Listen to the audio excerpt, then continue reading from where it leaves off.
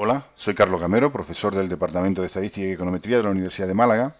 Con este mini vídeo docente pretendo despejar algunas dudas generales sobre qué es y para qué sirve la inferencia estadística. ¿Qué es la inferencia estadística? La inferencia es una parte de la ciencia estadística cuyo objetivo es extraer conclusiones sobre características de una población, partiendo para ello de la información que proporciona un subconjunto de elementos de esa población, es decir, de una muestra. La inferencia estadística tiene su base tanto en la estadística descriptiva como en los resultados sobre probabilidad y variable aleatoria de la estadística teórica. Para entrar en detalle, vamos a plantear el siguiente contexto. Supongamos que estamos interesados en la media del gasto en publicidad de un conjunto de empresas. Pensemos en las empresas de un determinado sector productivo. Vamos a llamar X barra P a esa media. Vamos a llamar n mayúscula al número de empresas que forman nuestra población. Ese número se conoce como tamaño de la población. Nuestra variable de interés es el gasto en publicidad de las empresas y la representaremos por X mayúscula. Esta variable toma n valores, uno por cada elemento de la población. Los valores los representaremos por X minúscula. Si realizamos una observación exhaustiva de nuestra variable en la población, es decir, si observamos los n mayúscula datos sobre publicidad, estamos en el mundo de la estadística descriptiva. En este caso podríamos utilizar una tabla o un gráfico para representar la distribución de frecuencias de nuestra variable. Lo importante es que en esta situación no existe incertidumbre acerca del valor que toma el gasto medio en la población. Lo calcularemos simplemente como la suma de los n valores dividida entre n mayúscula. Esa es nuestra media poblacional. Supongamos ahora que no es posible observar el gasto realizado por todas y cada una de las empresas. Esto puede ocurrir porque el tamaño de la población sea demasiado grande. Nos sigue interesando el gasto medio de la población. La pregunta es, ¿podemos decir algo sobre este gasto medio analizando lo que ocurre en un subconjunto de elementos de la población? Esta es precisamente la labor de la inferencia estadística. Ahora tenemos incertidumbre sobre los valores que toma nuestra variable en todos los elementos de la población. Esto hace que debamos acudir a resultados de la estadística teórica, a los conceptos de probabilidad y variable aleatoria. En esos resultados se basan los métodos y técnicas inferenciales. Necesitamos dar una base teórica a los métodos inferenciales. El primer paso para ello es definir variables aleatorias que reflejen nuestra incertidumbre. En nuestro caso, la variable aleatoria X mayúscula se corresponde con el gasto en publicidad de las empresas. Suponemos que dicha variable tiene una distribución de probabilidad que depende de un parámetro. Dicho parámetro lo denominaremos mu y se corresponde con la media poblacional, que recordemos que es precisamente el objetivo de nuestra investigación. Existen dos ramas en la inferencia estadística. La inferencia paramétrica trabaja bajo el supuesto de que la distribución de probabilidad de X, de nuestra variable poblacional, es conocida. En la no paramétrica se mantiene el supuesto de que el modelo de probabilidad es desconocido. En el caso de la estadística paramétrica resulta habitual suponer que X sigue una distribución normal, aunque lo apropiado es dejar que los datos nos informen sobre si puede mantenerse dicho supuesto.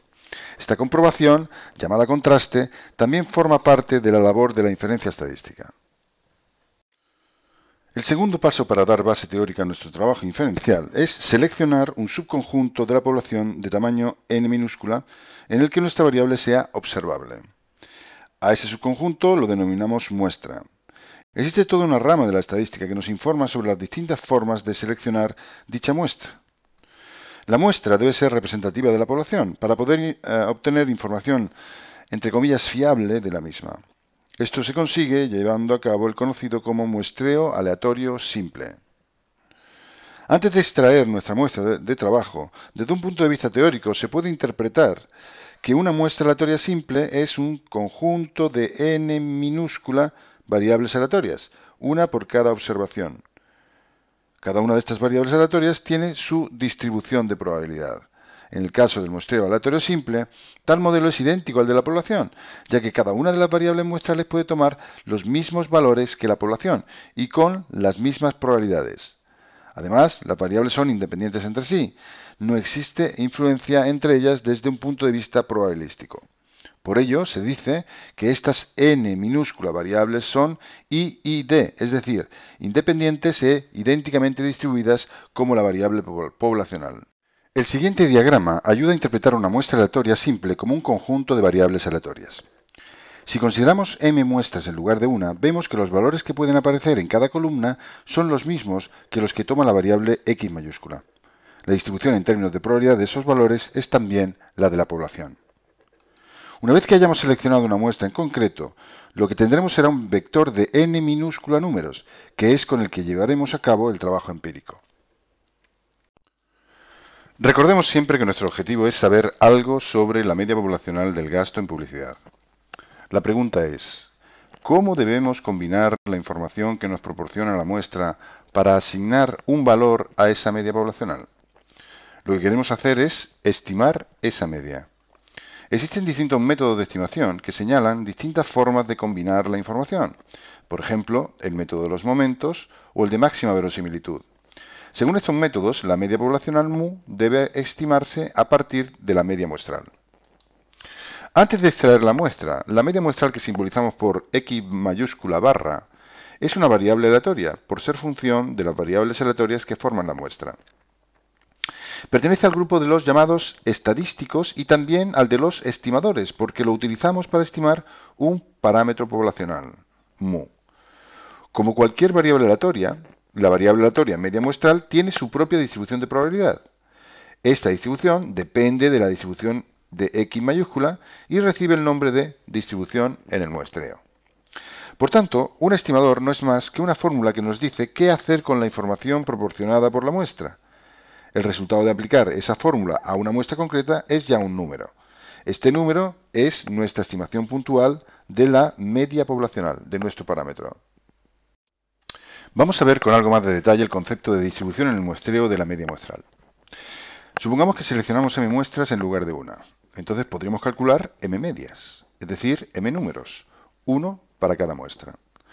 Esas m medias son las realizaciones de la variable aleatoria media muestral y tendrán una distribución de probabilidad, dado que cuando solo extraemos una muestra tenemos incertidumbre sobre la media que vamos a obtener. Esa distribución de probabilidad dependerá de cuál sea la distribución de la variable poblacional x mayúscula, dado que las x mayúscula sub i se distribuyen como x mayúscula, es decir, como la población. Por ejemplo, si x sigue una distribución normal de media mu y desviación típica sigma, se puede demostrar que la variable aleatoria media muestral también sigue una distribución normal con media igual a la poblacional y desviación típica igual a sigma partido por raíz de n, el tamaño muestral. La gran pregunta es, ¿la media muestral que obtenemos de nuestra muestra es igual a la media poblacional? La respuesta es que tenemos incertidumbre sobre ello. Hay que tener en cuenta que las medias difieren muestra a muestra y nosotros solo hemos extraído una de esas muestras. En el caso de que x mayúscula sea una variable aleatoria continua, se tiene además como resultado que la probabilidad de que la variable aleatoria media muestral sea igual a la media poblacional es siempre igual a 0. Hemos construido todo un edificio estadístico para llegar a una conclusión decepcionante. ¿Qué debemos hacer? ¿O qué podemos hacer? La clave está en conocer la distribución en el muestreo de nuestro estimador. Una vez conocida esta distribución, es posible calcular la probabilidad de que el estimador proporcione estimaciones cercanas al verdadero valor del parámetro.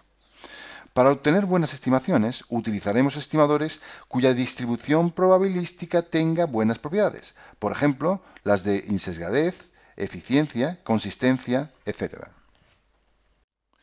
¿Qué más cosas nos permite hacer la inferencia estadística? Además de estimaciones puntuales, podemos hacer estimaciones por intervalos. Para ello tomaremos como punto de partida la distribución en el muestreo de nuestro estimador. Se trata de obtener los límites inferior y superior de un intervalo dentro del cual se espera que se encuentre el verdadero valor del parámetro con un determinado nivel de confianza. La estimación por intervalos resulta mucho más informativa que la puntual. También podemos realizar contraste de hipótesis. Se trataría de enfrentar dos hipótesis, la nula y la alternativa, y comprobar cuál de ellas es la más verosímil a la luz de los datos suministrados por la muestra que hemos extraído. De nuevo, estos contrastes tienen su base en la distribución en el muestreo del estimador que estamos utilizando o de una determinada función de ese estimador. También podemos realizar inferencias sobre otros parámetros poblacionales, como la varianza o la proporción. También puede extenderse el trabajo inferencial a la comparación de características de dos poblaciones, de sus medias, sus varianzas o sus proporciones poblacionales. Espero haberte ayudado con este mini vídeo. Muchas gracias por tu atención. Nos vemos en el próximo.